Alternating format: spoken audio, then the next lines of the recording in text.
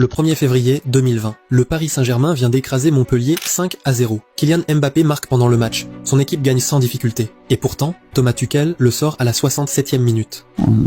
Il a un contrat, il est notre joueur. Et j'ai expliqué pourquoi j'ai pris la décision et c'est son décision. Ce qui se passe ensuite, l'épaule agrippée, la bouche cachée, le refus de prendre la veste, le visage fermé sur le banc, transforme immédiatement Tuchel en coupable. Trop rigide, incapable de gérer les stars, déconnecté du football moderne. 14 mois plus tard, Tuchel est licencié. Maintenant, nous sommes en 2026. Le capitaine du Real Madrid a été hospitalisé après un incident avec son propre coéquipier. 33 millions de personnes ont signé une pétition visant à faire exclure la star du club. 6 joueurs refusent désormais de parler à l'entraîneur. Et quelque part en Angleterre, l'actuel sélectionneur de l'équipe d'Angleterre observe tout cela avec une satisfaction probablement très discrète et très allemande. Son nom est Thomas Tuchel, et il avait vu venir tout cela, il y a 7 ans. Voici l'histoire de l'homme qui avait raison sur tout, et qui a été licencié pour cela. Thomas Tuchel prend les commandes du Paris Saint-Germain à l'été 2018. Et pendant ses premiers mois au club, il essaye de faire quelque chose devenu presque impopulaire dans le football moderne. Il essaye réellement d'entraîner son équipe. Octobre 2018. Kylian Mbappé arrive en retard à une réunion d'équipe avant un gros match contre l'Olympique de Marseille. Tuchel le retire du 11 de départ. Le message est simple, tu es l'avenir du football. Mais tu arrives quand même à l'heure. Le clan Mbappé n'a pas apprécié. Et il faut vraiment s'arrêter une seconde sur ce détail, parce qu'il dit absolument tout. Il n'a même pas encore disputé une saison complète au PSG. Son entourage intervient déjà dans les décisions concernant sa titularisation.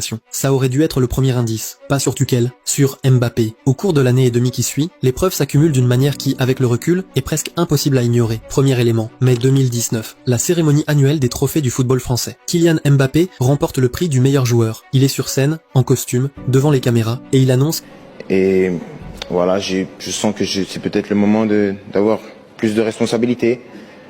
J'espère que ce sera peut-être au Paris Saint-Germain, ce sera avec grand plaisir, ou peut-être que ce sera peut-être ailleurs pour un nouveau projet, mais... La direction du PSG la prend exactement comme le reste du monde, à la télévision. Le propriétaire du club est obligé de publier un communiqué pour affirmer publiquement que Mbappé va rester. Il a 20 ans et il fait pression publiquement pour obtenir plus de pouvoir dans son club pendant un discours de remise de prix. Et personne n'y voit un problème. Deuxième élément, le triplé contre le club Bruges. Thomas Tuchel démarre le match de Ligue des Champions avec Mbappé sur le banc. Mbappé entre en jeu et inscrit un triplé. Performance exceptionnelle. Puis, en interview d'après-match, il déclare: je voulais rentrer et montrer que voilà, c'est difficile de se passer de moi. Ça c'est pas possible qu'il pense que je veux jouer sans lui parce qu'il sait que je déteste jouer sans lui. Pas, je suis heureux d'avoir aidé l'équipe. Pas, je voulais apporter quelque chose en entrant. Non, il dit qu'il voulait prouver quelque chose à son propre entraîneur, devant les caméras. Il a 20 ans et attaque publiquement son coach via un micro d'après-match. Et le monde appelle ça de la confiance. Troisième élément,